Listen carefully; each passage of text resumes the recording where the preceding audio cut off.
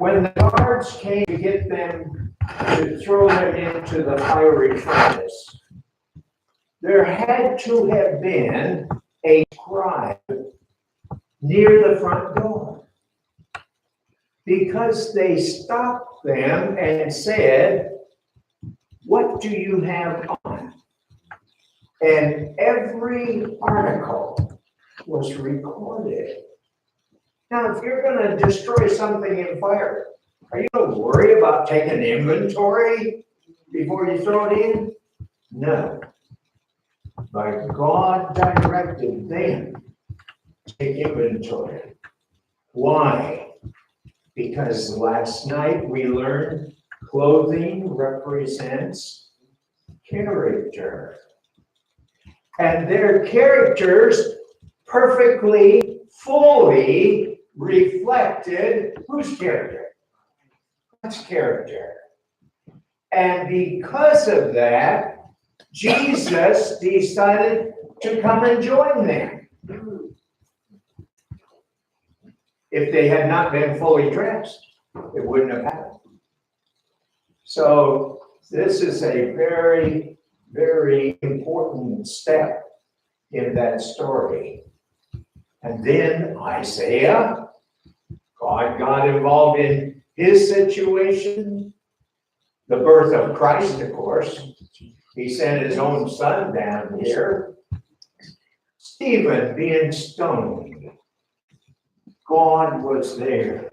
In fact, he opened up Stephen's eyes and he looked right into heaven.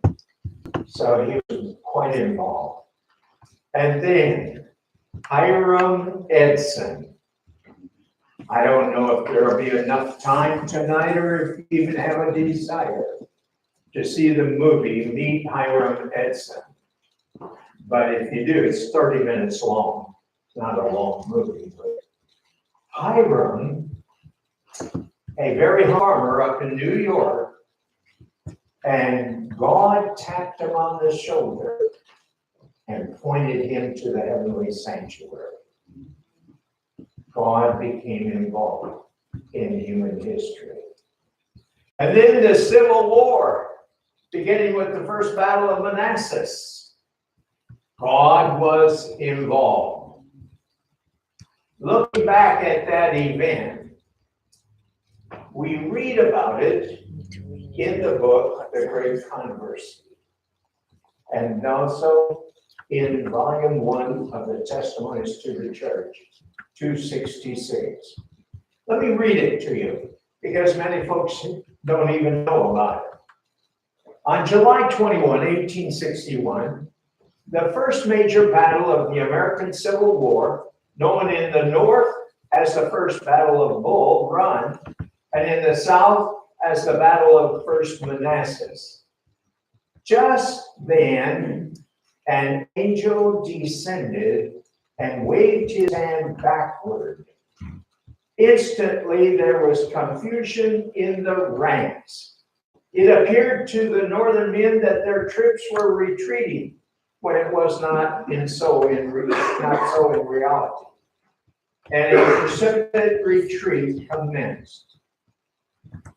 Then it was explained that God had this nation in his own hand and would not suffer victories to be gained faster than he ordained, and would permit no more losses to the northern men than in his wisdom he saw fit to punish them for their sins. God got really involved in Civil War. And history records more, including a snowstorm in the Alps. Oh, I love this story. And God wanted to get the news of 1844 from Mainz, Germany, all around the globe. Maybe I'll quickly tell you. It's an exciting story. Back in the days of Jesus, who was ruling the world? Who was the world power? Rome. And Rome wanted to protect its property. And its property went way up north from Italy, east and west. So Rome sent a contingency of soldiers up north to where the Main River and the Rhine River come together. Do you know what country I'm talking about then? Germany. And they built an outpost. And there they were protecting. This was in 36 BC. What does BC stand for? Before Christ. Before Christ. They had this town. That town still stands today. It's a metropolis. And in that town, a famous man was born. He was an aristocrat, but he wasn't rich. And he wasn't thinking about making world records. His work was very humble. Does anyone know the name of the man? Gutenberg? Huh? Gutenberg? Gutenberg, that's right. And Gutenberg had this little family press in Mainz, Germany. And he was printing three things. Tabloids, which we know as newspapers today, legal documents, and he was working on something that made his name famous. Well, the Bible. The Bible. Now, he never did finish that Bible, by the way. Another man did. But as he's going along, he ran out of money. So he went to a friend of his, Johann Faust. And he says, "Friend, I need a little money. Can you loan me some?" And his friend said, "Sure. What do you need?" And he took what he needed and went on his way. Now, Johann Faust was a very greedy man. And as he thought about what he had just done, and as the days went by, that thought grew and grew. If I was doing that, I would be rich and famous. One day, his thoughts took over his actions. He says, "I'm going to get that printing press, that shop." In order to do that, he had to get the court date moved forward because Gutenberg was getting close to finishing his Bible. The other thing he had to do is lie about the amount of money that Gutenberg actually bought. So he began to work with his pencil. My mother always taught me the man who has the pencil wins the game. Well, he began to play with his pencil and he multiplied things. And finally, he went in. The third thing he had to do was buy off the judge.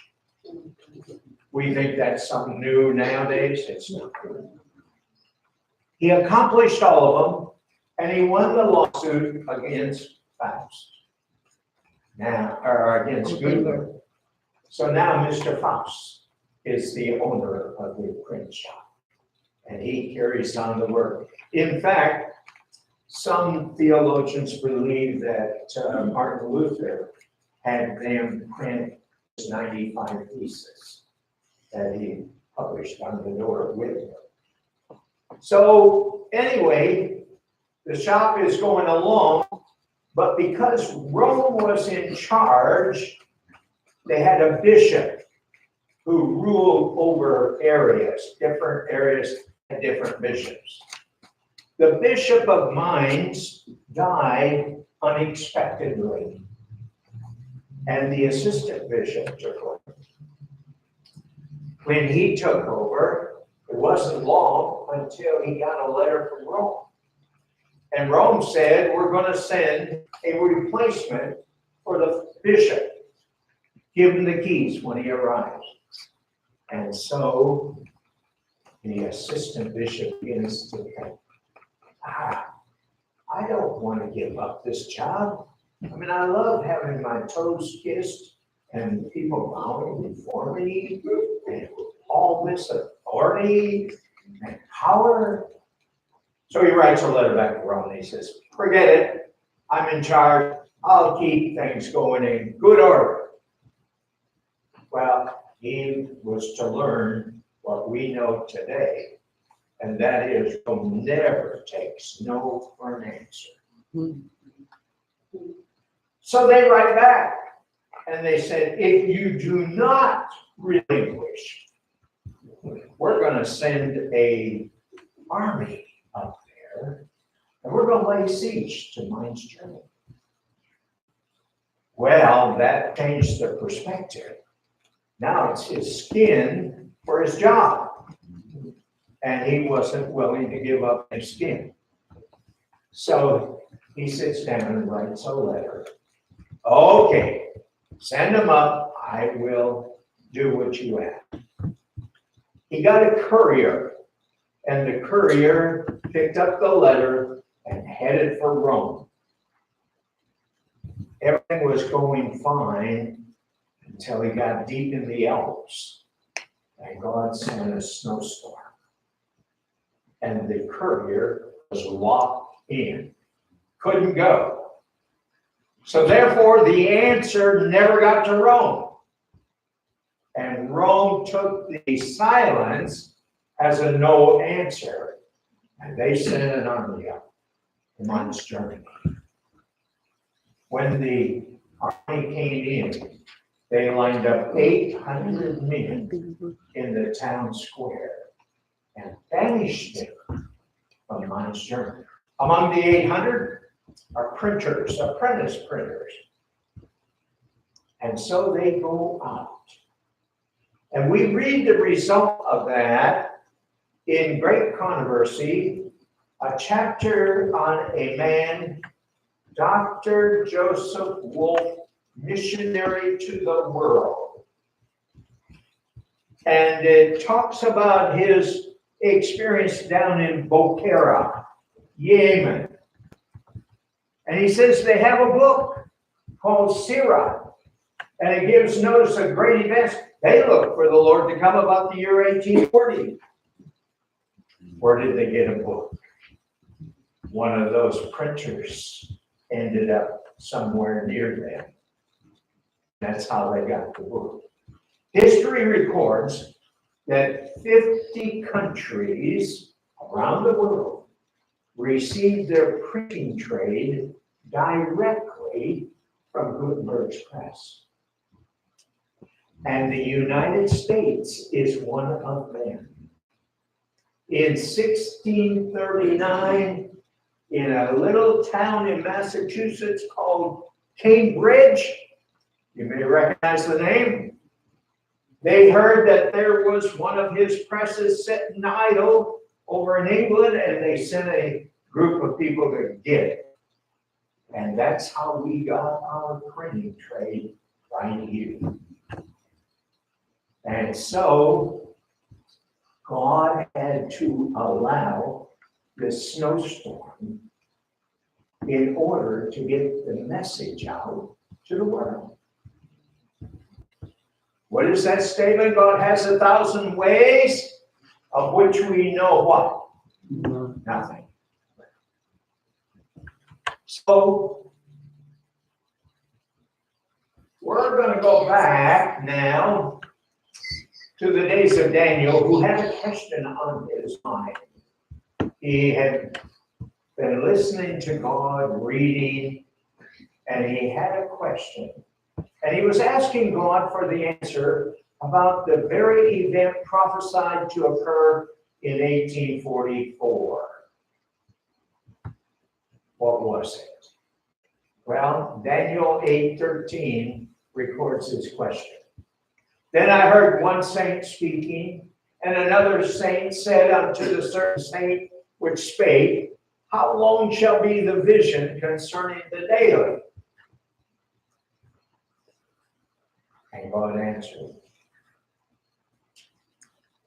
Daniel 8:14, the very next verse. And he said unto me, unto 2,300 what? Days then Sanctuary be cleansed. the sanctuary shall be cleansed. Did he tell Daniel when to start counting? No. Daniel agonized over that fact. In Daniel chapter 9, God gives him a starting point. And 2,300 days from the starting point, what happened in history?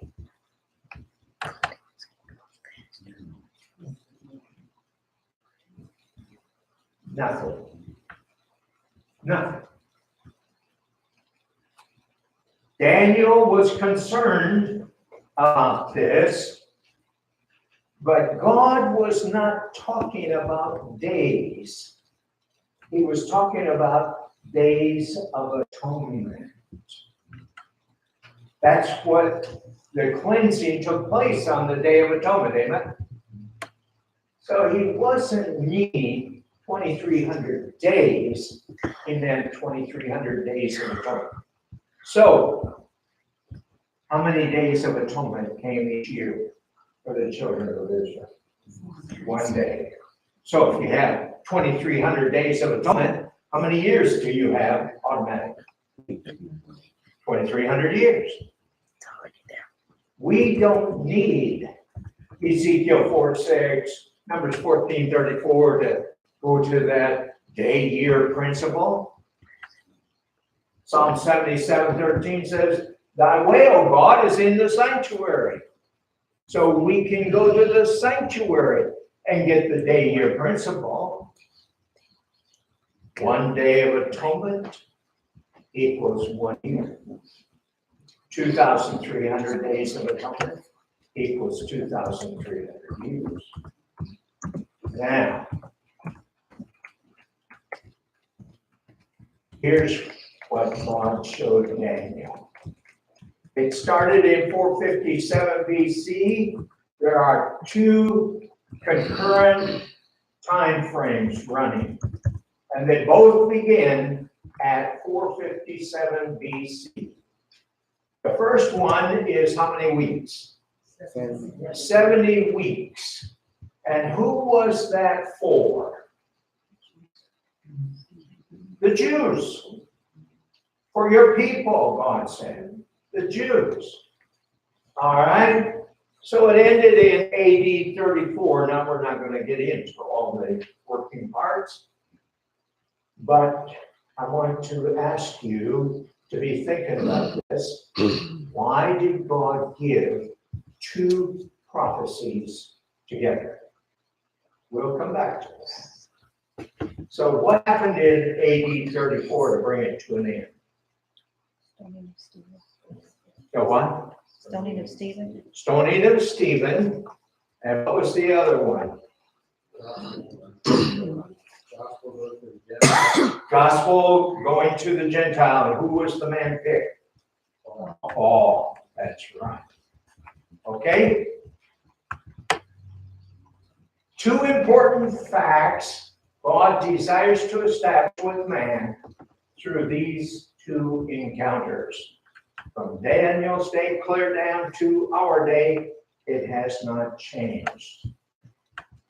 The 70 weeks. Isaiah 46, 9 and 10. This is the first part that God wants us to know. We're going to look at verses 9 and 10. Remember the former things of old. For I am God and there is what? None else. None else. And there is none like me. Declaring the end from the beginning. And from ancient times the things that are not yet done, saying, my counsel shall what? Stand. And I will do what? All my pleasure. All my pleasure. Take it to the bank. If I said it, I will do it. So, God was forewarning his people that things happen in time because he either allows them or he instigates them. And all are within his knowledge and under his control. I want to show you a classic example of all things happening that's under his control. I want you to turn with me to Exodus chapter 4. The story of Moses arguing with God. Remember, God told him, go into Pharaoh. Moses says, oh Lord, I'm not eloquent of speech. You know, before you call me, even now, I can't talk to that man. And God replies in verse number 11. And the Lord said to him, who hath made what? Man's mouth. Man's mouth. Excuse me, Moses. Who made that piece of equipment I'm asking you to use? But he didn't stop there. Or who maketh the what? Dumb. What's their problem? Or challenge? Can't speak. Or who maketh the deaf? What's their challenge? And here. Can't hear. Or who maketh the seeing? What's their problem? Can see that they're blind. Now the seeing, the challenge of seeing people is they want one of everything they see. And then he says, who made the blind? Who made it? Who did he identify as the maker? Himself. So God is telling us that he either allows or he instigates, but he is in full control and knowledge of everything that takes place on planet Earth. I'm glad we serve a God like that. Amen? Amen. Now, we come to the 2300 year. It's called 2300 days, but we know it for 6 years. And in John 13:19, because this prophecy goes through the Christian era, it's not just an Old Testament statement or event. It goes clear down to the end of time. Jesus injects himself into that one. John 13:19. Now, I tell you before it comes, that when it is come to pass, you may what? Believe that I am he. That's important because Jesus is seeing that things are going to be happening around his church, and yet they're on earth and the events are in heaven. So he says, I want you to understand, I can tell you now what's going to happen. So when you begin to see it, you will believe me. You see, if you can't see his hand, listen for his voice. He will guide you, and you will hear a voice behind you saying, this is the way, walk here. He wants us to trust. We have to trust. So, he wanted to establish a basis for trust and cooperation based on total belief. When the 70-week prophecy was given, certain things happened in there, but the greater things were coming, the more unbelievable things were coming with the 2,300 years and what was going to happen at the end of that. So it is today with us. Same prophecy. And God's going to say, if you don't believe me, you're not going to believe what's going to happen when 1844 or the end of the 2,300 days arises. Because they're not like anything else. From Here to Forever, that's a book, controversy in condensation form. The passing of the time in 1844 was followed by great trial to those who held the Advent faith. Their only relief was the light which directed their minds to the sanctuary above. As they waited and prayed, they saw that their great high priest had entered upon another work of ministration. Following him by faith, they were led to see also the closing work of the church. They had a clear understanding of the first and second angels' messages and were prepared to receive and give to the world the solemn warning of the third angel of Revelation 14. And we are told, as I shared in Sabbath school this morning, we are told we still don't understand the third angel's message. We don't have it correct. So the church finds itself in the antitypical, against type, Day of Atonement, based upon 1 Corinthians 10, 1 and 11.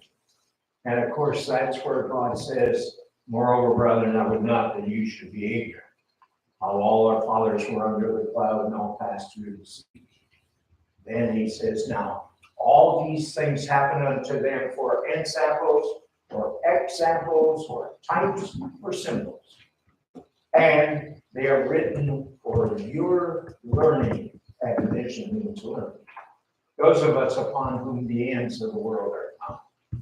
So God is trying to tell us that what's happening is for us here at the end. God was writing a book when the children of Israel were on their way to Canaan land and beyond. His focus was on the end time Christians, those of us upon whom the ends of the world are come. The context was on the people living back then. So what exactly did take place on October 22 in 1844? Revelation 10:6, prophetic time ended. Daniel 7:9-14, transition took place in heaven. We could throw in there Revelation 3:7 and 8. I've opened a door no man can shut, and I've shut a door no man can open. Revelation 14:6 and 7, and 2 Timothy 4:1, judgment began. Daniel 7:10, the 4 books of judgment were opened. Matthew 24:37-39, the spirit of prophecy was given to his end time true church. And I love that. I love that thought, because as I have grown up, I've heard so much caution about using the little red books. We don't have to worry. That is part of the gift to God's end time true church. Revelation 14:8, Babylon begins to fall. Revelation 10:10, the great disappointment of October 22 took place. What does Revelation 10:10 tell us? And verse 11, Do that they took a little book and ate it up. In their mouth it was sweet as honey, but in their belly it was what? Bitter. Bitter. What was the book? Daniel. What was the portion of Daniel? Daniel 8:14. What were they looking for to happen? Jesus to return. Did he return? No. So they were terribly disappointed. But God held his hand over verse 11. Had they read and understood verse 11, you must prophesy, you must speak before many nations, kindred, kings, and people. Had they understood that, there would have been no disappointment, because they would have known, well, if we got to speak after this experience, then time could have ended for everything. Angel number 1, Revelation 14:6 and 7. And I saw another angel fly in the midst of heaven, having the everlasting gospel to preach unto them that dwell on the earth, and to every nation and kindred and tongue and people, saying with a loud voice, fear God and give glory to him, for the what? Hour of judgment is come. Hour of his judgment is come. And worship him that made what? Made heaven. Heaven and earth, the sea, and the fountains of water. Question: why did God put a creation clause in his judgment hour message? Why did he need it? What was he trying to prove? Timing. Timing. He wanted us to know that of the false prophets who were showing up on planet Earth, that he would have a true one. One of those prophets, now we had Mary Baker Eddy, Church of Scientology, we had Joseph Smith, the Mormons, and then there was another one that we don't often classify as a prophet, but historians do. And he was given the opposite message from this in the 1840s. And he was saying we all came out of a mud puddle. What was his name? Charles Darwin. Charles Darwin. Yeah, I was always glad God gave me Darwin first than my surname, rather than the other way around. So, God says, I'm identifying my true prophet through my judgment hour message. And so, here are the 4 books of judgment. Daniel 7:10. Judgment was set and books, plural, were opened. Revelation 20, verse 12 and 21, verse 27. Book number 1 is the Lamb's Book of Life. That's your passport into heaven. Book number 2, Malachi 3:16, the Book of Remembrance. That's your good deeds. We ought to be spending a whole lot more time trying to fill that book up than the one we do. Book number 3, Jeremiah 2:22, is the book of record. And it's interesting what God says. You can wash your deeds with niter, with nitric acid, but I can still read it. You're not hiding anything from me. And then book number 4. Psalms 139:16.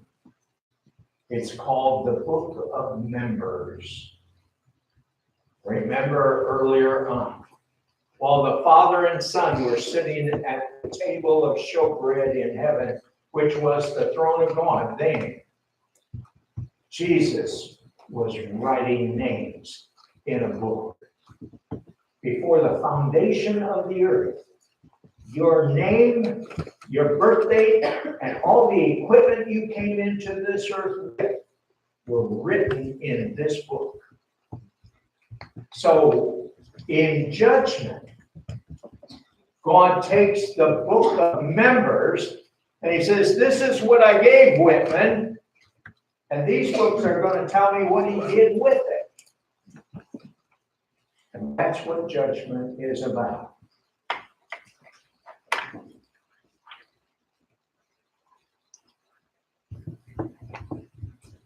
2 Timothy 4:1. I charge thee therefore before God and the Lord Jesus Christ, who shall judge the quick, meaning living, and the dead at his appearing and his kingdom. So when did that happen? His appearing and his kingdom. When did Jesus appear before his Father? On October 22, 1844. Daniel 7, verses 9 and 10. That 103 million angels came in, picked up the Father, took him into the most holy place, came back and picked up Jesus and carried him in, and he appeared before his Father. And then what did he receive at that point? His kingdom. His kingdom. Daniel 7, 13 and 14. I saw in the night vision, and behold, one like unto the Son of Man, came with the clouds of heaven, the angels, and came to the Ancient of Days, the Father. And they, the angels, brought him, Jesus, near before him. And there was given him dominion and glory and a kingdom. So we know that that's talking about October 22, 1844. Matthew 24, 37. But as the days of Noah were, so shall also the coming of the Son of Man be. A global cataclysmic event, we call it the flood, was prophesied by a man named Enoch. How did Enoch prophesy about the flood? Genesis 5:21. And Enoch lived 60 and 5 years and began who? Methuselah. And Enoch walked with God, and he was not, for God did what? Took him. Took him. What an experience. Walked out of his house, walked down the street, and never went back home. Enoch is the prophet. What were the words of his prophecy? Have you ever read it? The words of his prophecy. There were no words of his prophecy. There was a word. One word. Methuselah. The name of his son. And the meaning of that name is explained. Enoch was given a prophecy by God that as long as his son was alive, the judgment of the flood would be withheld. But as soon as he died, the flood would be sent forth. Enoch named his son to reflect this prophecy.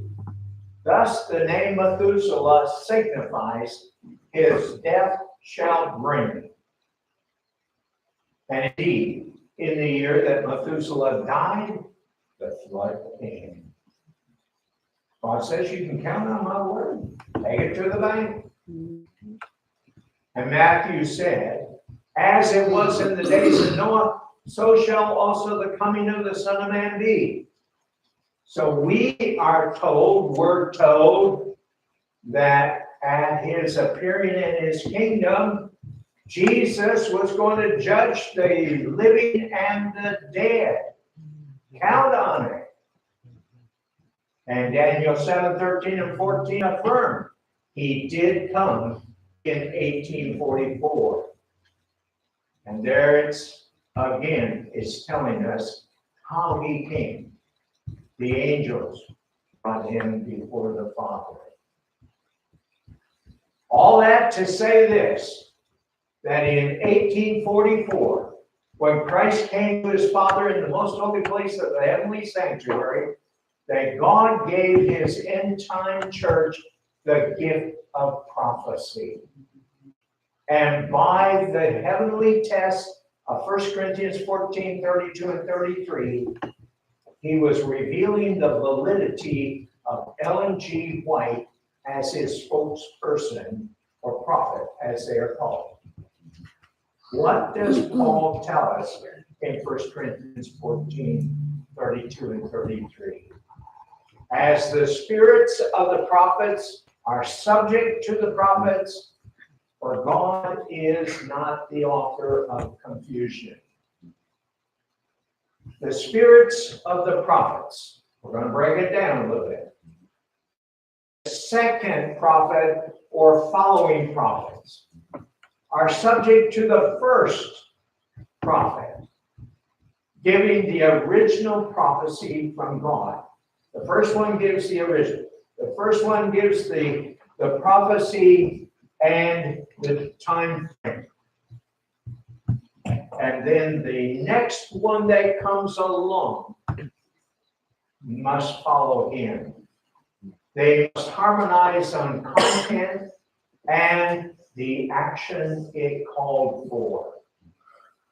Meaning, the second prophet, if a true prophet, will agree with the first prophet and then prepare the people to go through the event.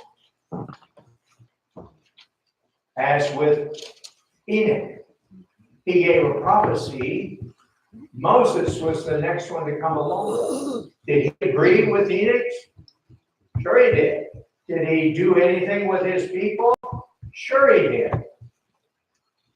And this is affirmed also by Isaiah. Isaiah 8:20. It's a rather familiar passage.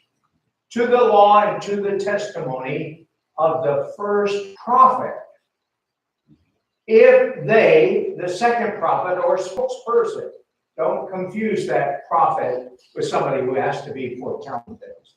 Now, there's spokespersons. If they, the second prophet, speak not according to this word of the first one, it's because of what? There's no light in them. No light. No light. Daniel was the first prophet. He gave a 2,300-year prophecy concerning the cleansing of the sanctuary. And he's not talking about one on earth, because there hadn't been one for centuries. The recording or reasoning of Hebrews 9:24 affirms that there had not been one. It says, for Christ is not entered into the holy places made with hands, which are a true, but into heaven itself, now to appear in the presence of God for us. So it's not talking about earthly temples. Among the many false prophets appearing, God raises up a prophet who meets all the tests. These tests are called epochs, biblical epochs, where a prophet gives a prophecy and the second one or the next one that comes along, if true, they will agree with the first prophet and take the people through the event. Ellen G. White, and agreeing with Daniel, states in the Great Controversy, page 417, the question, what is the sanctuary, is clearly answered in the scriptures. The term sanctuary, as used in the Bible, refers first to the tabernacle built by Moses as a pattern of the heavenly things, and secondly, to the true tabernacle in heaven, to which the sanctuary pointed. At the death of Christ, this typical service ended. The true tabernacle in heaven is the sanctuary of the new covenant. And as the prophecy of Daniel 8:14 is fulfilled in this dispensation. The sanctuary to which it refers must be the sanctuary of the new covenant. At the termination of the 2300 days in 1844, there had been no sanctuary on earth for centuries. Thus, the prophecy, unto 2,300 days, then shall the sanctuary be cleansed, unquestionably points to the sanctuary in heaven. Ellen G. White received more than 2,000 prophetic visions and dreams. She wrote over 50 books, and she lectured to thousands on 3 continents. This remarkable woman, though almost entirely self-educated, what was her formal education level? Third grade. Third grade, because of an incident, not because she was mentally limited. So, almost entirely self-educated, has written and published more books in more languages, which circulate to the greater extent than any other woman in history. Amen. Why do we need to hide her? Why do we need to hide her counsel? Writing 200 tracts and pamphlets, 5,000 articles for periodicals, 6,000 typewritten letters and manuscripts, diaries and journals, totaling 100,000 pages in her 70 years of ministry. And now they're recorded digitally. Remarkable lady. Wikipedia, encyclopedia. Listen to what they say about her. Ellen Gould White Harmon was an American Christian leader whose prophetic ministry was instrumental in founding the Sabbatarian Adventist movement that led to the rise of the Seventh-day Adventist Church. Her prophetic gift is still being used to what? God's kingdom. That's exactly the way God wants it. To prepare a remnant to go through to God's kingdom. And so Daniel's account of the events of October 22, 1844, is affirmed by Ellen White. Selected Messages, Volume 1, page 125. In 1844, a great high priest entered the most holy place of the heavenly sanctuary to begin the work of the investigative judgment. The cases of the righteous dead have been passing in review before God. When that work shall be completed, judgment is to be pronounced upon the living. We are individually to be judged according to the deeds done in the body. And the final irrevocable decision is to be pronounced upon every case. And so her writings affirm the message from heaven, recorded in Revelation 12:17 and 19:10, that God's true people possess the spirit of prophecy. The remnant of her seed, which keep the commandments of God and have the what? Testimony of Jesus. Testimony of Jesus Christ. For the testimony of Jesus is the what? The spirit of prophecy. Spirit of prophecy. Amen and amen. So now we're going to move down through the events of October 22, 1844 and following. 3 apocalyptic angels begin with their global flight. No. Like, Angel number 1. Like, By the way, like does 2 milliseconds. anyone know the names of these 3 angels? Ban him and everything. No one knows the names? They're recorded. No one knows. Pastor, would you do me a favor? Would you mind to stand up and just shout out your name? Letter Justin. That's the name of the first angel. And the name of the second angel. And the name of the third angel. And the name of the fourth angel. It's us. We are the angels. And don't forget it. We are the ones. Okay, I just threw that in extra. Thank you. I didn't mean to embarrass you. The first angel comes with a message about time. About time. Revelation 14, 6 and 7. And I saw another angel fly in the midst of heaven, saying with a loud voice, fear God, Lord, to him, for the hour of his judgment is come. That was between 1843 and 1844. The first two angels actually began casting their voices in 1843. And then they go with crescendo. And then angel number 3 comes and joins them. And it keeps building. It isn't one angel comes, speaks, and quits, and the second one comes and he quits. No, they all are in harmony. Revelation 14:7, saying with a loud voice, fear God, give glory to him, for the hour of his judgment is come, and worship him that made heaven and earth, the sea, and the fountains of water. God's affirmation of the timing and the true prophet.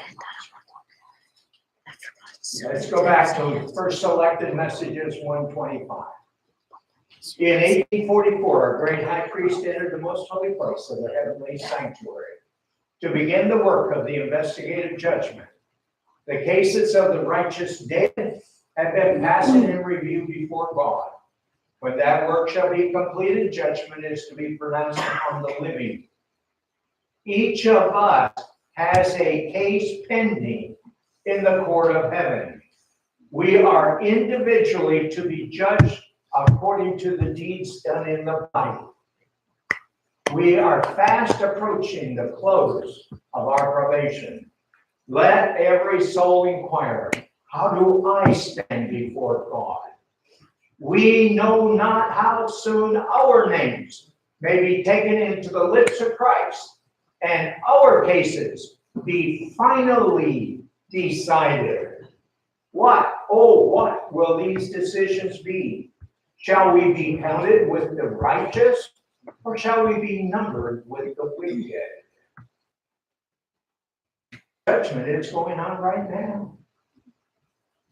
Listen, all around us, souls are going down to ruin, as hopeless, as terrible as that which befell Sodom. Every day the probation of some is closing. Every hour, some are passing beyond the reach of mercy. It's going on right now. 1 Peter 4, 17 and 18 tell us where it all begins. Where do you think? For the time has come that judgment must begin where? At the house of God. Where is the house of God? We're in it. So it's talking about us. And if it first began at us, what shall the end be of them that obey not the gospel of God? And if the righteous scarcely be saved, where shall the ungodly and the sinner appear? Testimonies to the Church, Volume 5, page 81. The time is not far distant when the test will come to every soul. How many? Every soul. All who assume the ornaments of the sanctuary, but are not clothed with Christ's righteousness, will appear in the shame of their own nakedness.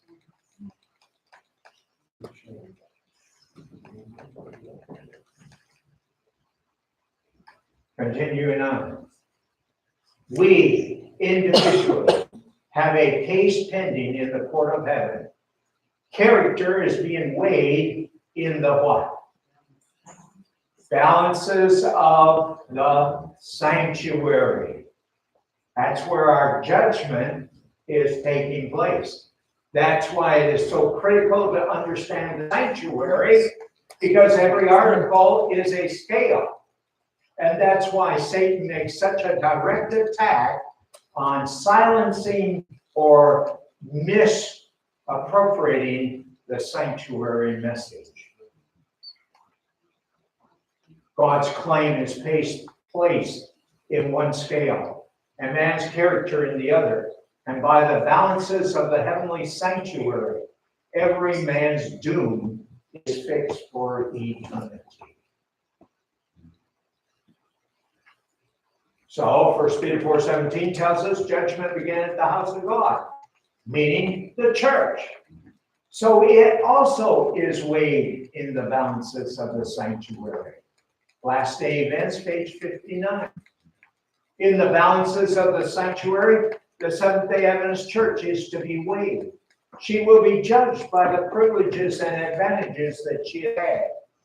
If her spiritual experience does not correspond to the advantages that Christ, at infinite cost, has bestowed on her, if the blessings conferred have not qualified her to do the work entrusted to her, on her, the church, will be pronounced the sentence, found wanting.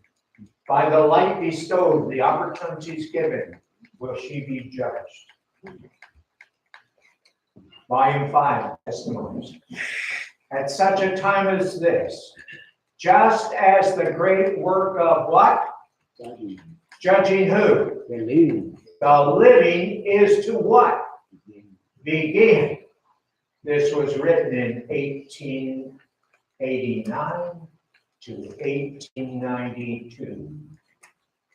Just as the great work of judging the living is to begin, shall we allow unsanctified ambition to take possession of the heart?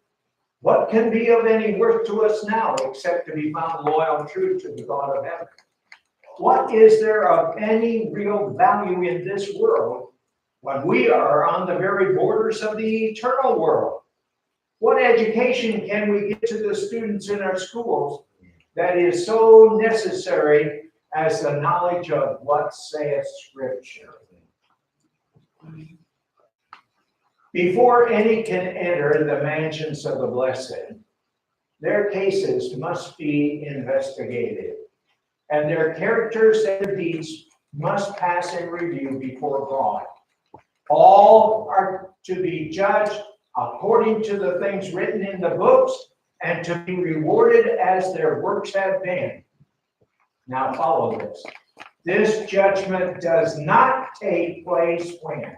At death. That is a myth. So many Christians of all denominations hang on to. Well, when I die, it's over, my judgment will take place. If you die now, your judgment has already taken place. It doesn't go from the dead to the living, back to the dead, back to the living. Two phases. The dead is past. We are in the living. And God is judging each soul. And if they do pass away, if they are killed in an accident, if they are found missing, as this young couple down in a foreign country went on a safari, and now they can't find them, God has already judged. If they are in the church, the judgment begins at the house of God. The judgment of the wicked is a totally different affair. Angel number 2, with a message about truth. 2 Peter 1:12. Wherefore I will not be negligent to put you always in remembrance of these things, though you know them, and be established in the present truth. What is present truth? God told us. He was talking about one of our leaders, and he said the sanctuary message is present truth. In a grain field on this property up in Clifton Springs, New York, when you read about Port Gibson. Port Gibson is down the road from Clifton Springs, but the address of the Hiram Edson farm is Clifton Springs. God used a humble farmer to begin the fall of Babylon by being shown into heaven and learning present truth. Hiram Edson was shown into the heavenly sanctuary, and he saw the events of October 22 unfold, along with their meaning, causing a whole system of truths to unfold. I want you to get the picture correct here. God said the hour of his judgment is come. Could God, in good conscience, judge a person who had no knowledge of truth? Could he do it? No, he's not that kind of God. So he has to teach. That's why it began with the righteous dead. They're not going to change. They're not going to learn, and they're not going to unlearn. They're settled in. But when it went to the living had to have knowledge of present truth, or he couldn't judge it. And so, during the 1810 years between AD 34 and 1844, about every 100 years, a new doctrine was brought forth by the reformers. But it was not enough to judge anybody. And so God says, I've got to speed the process up. And so he took Hiram Edson into the heavenly sanctuary, and he showed him a whole system of truths. When Hiram came back to earth, whether he was physically or just spiritually, mentally, doesn't matter. God was speaking to him and showing him things. Came back, the first 5 doctrines of our church were brought forth immediately. And the others followed very quickly because they began to study. It was a whole system. Now, when the system got out, Babylon began to fall faster, and the people could be judged at this point. Are you following? If you don't know anything, how are you going to be judged? Today, they are referred to as biblical doctrines or testing truths, with the first 5 called the 5 S's to be given immediately. They rest, the rest of them a short time later. Here we read, the subject of the sanctuary was the key which unlocked the mystery of the disappointment of 1844. It opened to view a complete system of truth, connected and harmonious, showing that God's hand had directed the great Advent movement and revealing present duty as it brought to light the position and work of his people. Light from the sanctuary illuminated the past, the present, and the future. They knew that God had led them by his unerring providence. Angel number 3, with a message about a test. Joshua 24:15.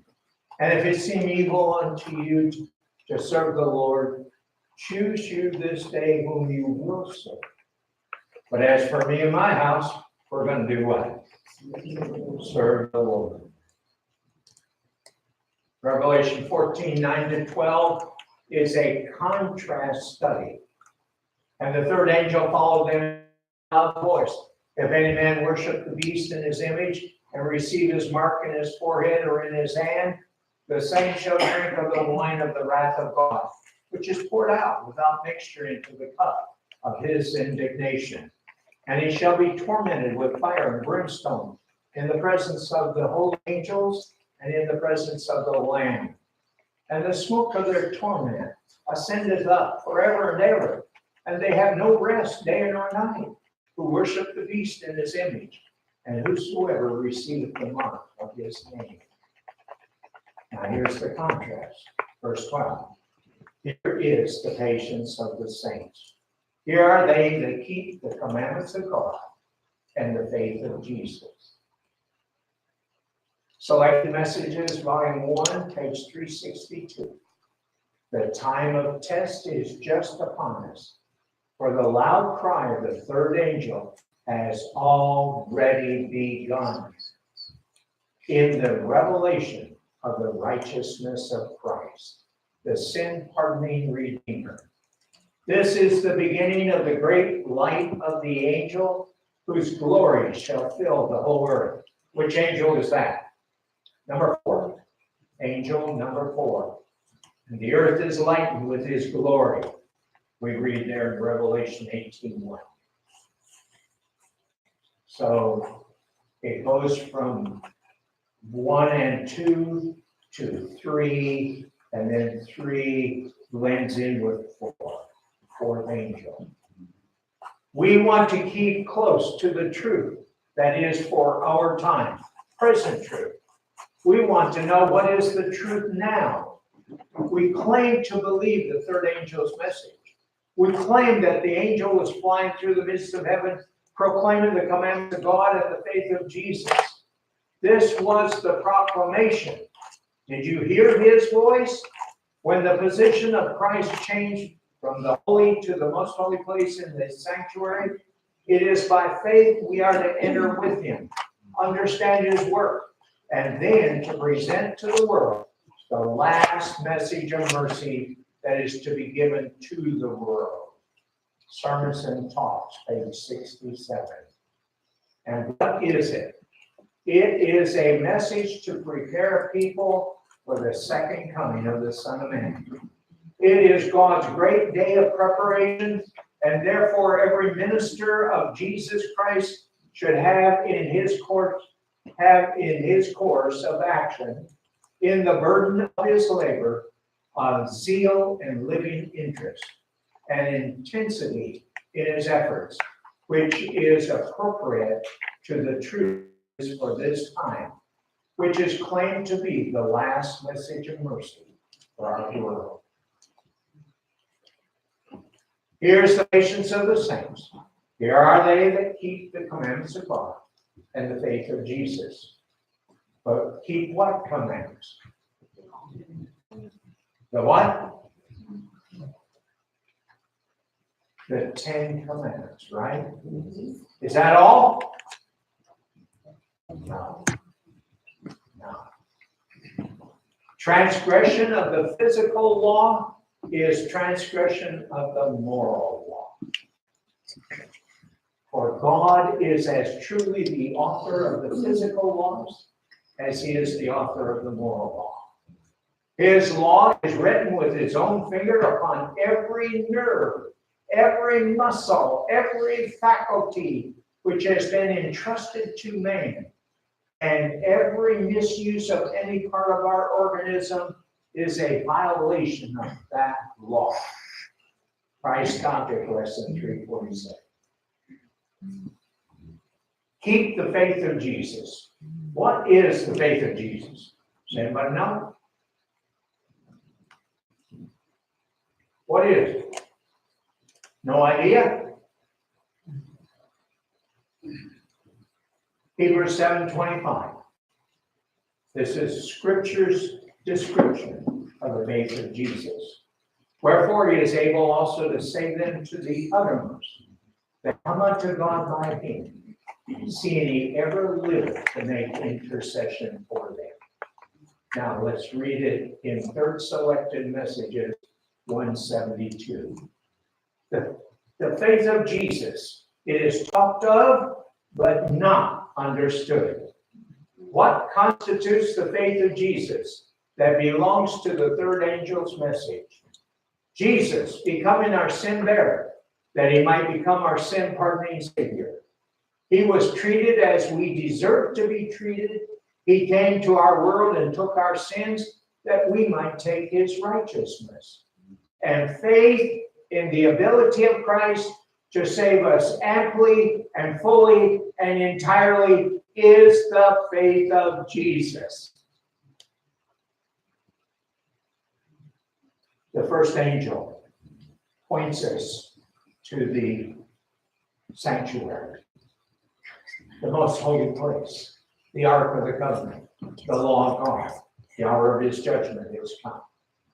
Angel number 2 comes along, and he points us to the holy place, where falsehood is coming from.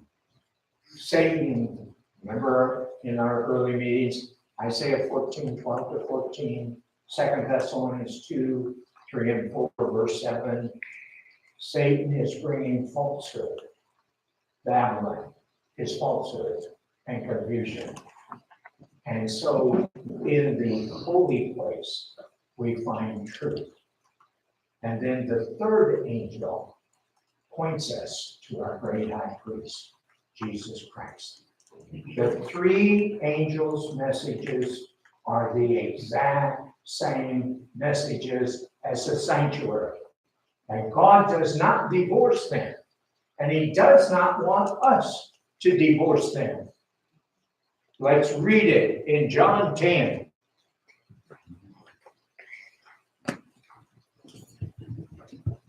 I like to read backwards, so I'm going to do that. You can follow. John 10. We're going to begin with verse 9. And in verse 9, Jesus says, I am the what? The door. The door. Okay, that's good enough for the moment. Now I'll go back to 7.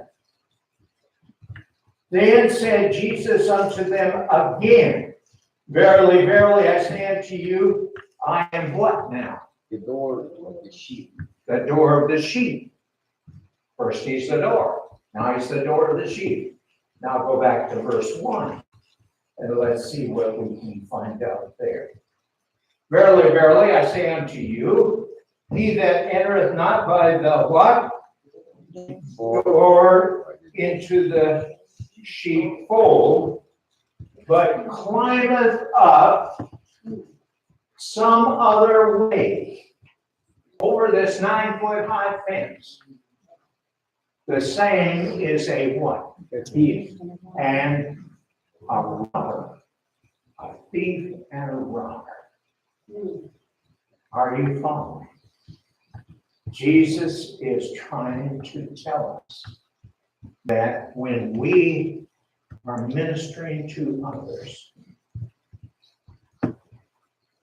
do people want to know more information, or do they primarily want to know how to have peace of mind, relief from guilt?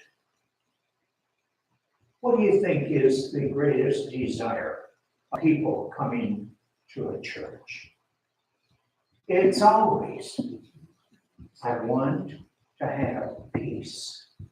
I want to have order in my life. So what do? We stand in front of them and we tell them, you've been keeping the wrong day. Oh, no. I mean, I got all these other problems, and now they're adding one more. And we load them, and load them, and load them with guilt. Jesus says, you're robbing and stealing. Jesus said in John 12:32, and if I be what?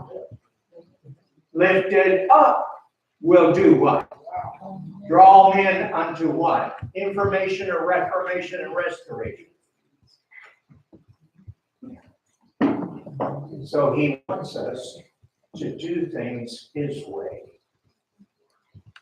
And it is to not divorce the sanctuary from the three angels' messages. Because there's help and there's hope. I then saw the third angel, said my accompanying angel, fearful is his work, awful is his mission. He is the angel that is to select the wheat from the tares and seal or bind the wheat for the heavenly garner. These things should engross the whole mind, the whole attention. Early writings 118. The third angel does what? He brings the shaking into the church. Is he bringing shaking to the dead or the living? The living. And he is already at work. Affirmation. We are in the judgment of the living. Today, he was here. He was in every church. And bringing about the shaking. Testimonies, Volume 5. At such a time as this, just as the great work of judging the living is about to begin, shall we allow unsanctified ambition to take possession of the heart. When the third angel's message closes, mercy no longer pleads for the guilty inhabitants of the earth. The people of God have accomplished their work. They have received the latter rain, the refreshing from the presence of the Lord, and they are prepared for the trying hour before them. Angels are hastening to and fro in heaven. An angel returning from the earth announces that his work is done. The final test has been brought upon the world, and all who have proved themselves loyal to the divine precepts have received the seal of the living God. And Jesus ceases his intercession in the sanctuary above. We're close to that. Very close. These meetings your pastor is planning, critically important. Time is not in our favor. It needs to be supported and it needs to be worked with. You need as many people who are in burning buildings and get them out, bring them to where the help is. Now, those who are sealed, let me just give you a little thumbnail sketch. Judgment begins with the house of God first. So it ends with the house of God first. Now, those who are judged and sealed, they are the ones that are going to make up the fourth angel of Revelation 18. They are going to lighten the earth with their glory. They are going to reflect Jesus to the world. And that's why we read this. Servants of God with their faces lighted up, shining with holy consecration, will hasten from place to place to proclaim the message from heaven. By thousands of voices all over the earth, the warning will be given. Thus, the inhabitants of the earth will be brought to take their stand. Between the close of probation for this church and the close of probation for the world, There is a short period of time for those who have never had the opportunity or never rejected truth to accept it or reject it. That's their test time. The time of God's destructive judgments is the time of mercy for those who have no opportunity to learn what is true.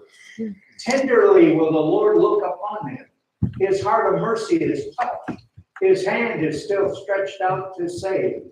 While the door is closed to those who would not enter, large numbers will be admitted who in these last days hear the truth for the first time. Then, once they have made their decision, everything closes. Probation closes. When the third angel's message closes, mercy no longer pleads for the guilty inhabitants of the earth. Angels are hastening to and fro in heaven. An angel returning from the earth announces that his work is done. Then Jesus ceases his intercession in the sanctuary above. He lifts his hands and with a loud voice says, "It is done." And all the angelic hosts lay off their crowns as he makes the solemn announcement. He that is unjust, let him be unjust still. He which is filthy, let him be filthy still. And he that is righteous, let him be righteous still. And he that is holy, let him be holy still. Revelation 22:11. Every case has been decided for life or death. Christ has made the atonement for his people and blotted out their sins. The number of his subjects is made up. The kingdom and the dominion and the greatness of the kingdom under the whole heaven is about to be given to the heirs of salvation. And Jesus is to reign as King of kings and Lord of lords. Amen. And then the response of those who are saved. Isaiah 25:9. And it shall be said in that day, "Lo, this is our God. We have waited for him and he will save us." This is the Lord. We have waited for him and we will be glad and rejoice in his salvation. God is calling each one of us. He wants